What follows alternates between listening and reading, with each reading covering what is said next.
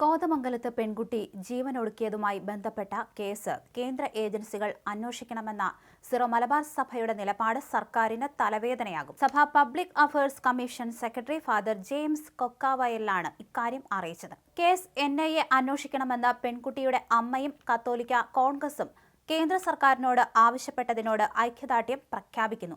ഇത്തരം വിഷയങ്ങളെ സഭ നേരത്തെ മുതൽ ഗൗരവമായി കാണുന്നതാണ്. പെൺകുട്ടി യാക്കോബായ സുറിയാനി സഭാംഗമായതിനാൽ യാക്കോബായ സഭയിൽ നിന്നാണ് ശക്തമായ പ്രതികരണം വരേണ്ടതെന്നും അദ്ദേഹം പറഞ്ഞു. തീവ്രവാദം അന്താരാഷ്ട്ര വിഷയമായതിനാൽ സംസ്ഥാന ഏജൻസികളെക്കാൾ ഫലപ്രദമായി ഇടപെടാൻ കഴിയുന്നത് കേന്ദ്ര ഏജൻസികൾക്കാണ്. പെൺകുട്ടിയെ കൊണ്ടുപോയതും മർദ്ദിച്ചതും തീവ്രവാദ പരിശീലനങ്ങൾക്ക് കുപ്രസിദ്ധമായ പാനായിക്കുളത്താണെന്നതാണ് തീവ്രവാദ ബന്ധം സംശയിക്കാൻ കാരണം. ഈ ഒരു സാഹചര്യത്തിൽ നിർബന്ധിത മതപരിവർത്തനം ഉൾപ്പെടെയുള്ള വകുപ്പുകളിൽ കേസ് എടുക്കാത്തത്, IPC 366 പോലുള്ള വകുപ്പുകൾ സംസ്ഥാനം ചുമത്താത്തതും എല്ലാം പ്രതിഷേധാർഹമാണ്. കൃത്യമായ വകുപ്പുകൾ ചുമത്താൻ സംസ്ഥാന സർക്കാർ തയ്യാറാകണം. പ്രണയക്കെണിയുമായി ബന്ധപ്പെട്ട വിഷയങ്ങളിൽ ബോധവൽക്കരണം ശക്തമാക്കുമെന്ന് അദ്ദേഹം പറഞ്ഞു. ഛത്തീസ്ഗഡ് വിവാദത്തിലും സർക്കാരുമായി സഭ അകലുന്ന സൂചനയുണ്ട്. ഇതിനിടയിലാണ് കോതമംഗലത്ത് വിവാദം വരുന്നത്. ഛത്തീസ്ഗഡ് വിഷയവുമായി ബന്ധപ്പെട്ട ആർച്ച് ബിഷപ്പ് മാർ ജോസഫ് പാംപ്ലാനിയുടെ പ്രസ്താവന മാധ്യമങ്ങൾ വിവാദമാക്കുകയായിരുന്നു. ഏതൊരു വ്യക്തിയെയും പോലെ തന്നെ അദ്ദേഹത്തിനും അഭിപ്രായം പറയാൻ സാഹചര്യമുണ്ട്. എല്ലാ രാഷ്ട്രീയ പാർട്ടി നേതാക്കളും വിഷയത്തിൽ ഇടപെട്ട എല്ലാവരോടും നന്ദിയുണ്ടെന്നാണ് ബിഷപ്പ് പറഞ്ഞത്.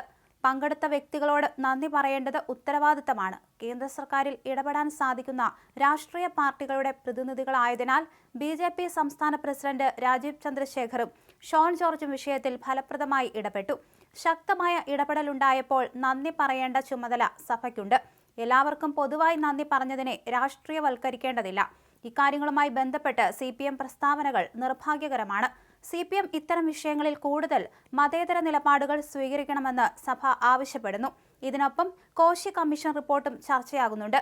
കോശി കമ്മീഷൻ 2 വർഷമായി പൂഴ്ത്തിവച്ചിരിക്കുകയാണ്. 2 വർഷമായി റിപ്പോർട്ട് പുറത്തുവിടാനോ ക്രൈസ്തവ സമൂഹം നേരിടുന്ന വിഷയങ്ങൾ അഭിമുഖീകരിക്കാനോ തയ്യാറാകുന്നില്ല എന്നതും ഓർമ്മിക്കണമെന്ന് സഭ പറയുന്നു. ഇടതുപക്ഷത്തിനെതിരെ ശക്തമായ നിലപാട് സഭ എടുക്കുമെന്ന സൂചനകളാണ് ഈ പ്രതികരണത്തിലുള്ളത്.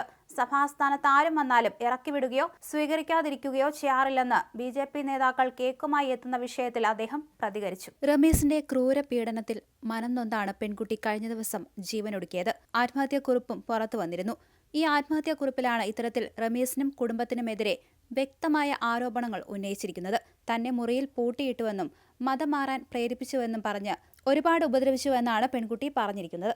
നിലവിൽ റമീസിന്റെ അച്ഛനും അമ്മയും ഇപ്പോൾ ഒളിവിൽ പോയിരിക്കുകയാണ്. അവർക്കുള്ള അന്വേഷണം ആരംഭിച്ചിട്ടുണ്ട്.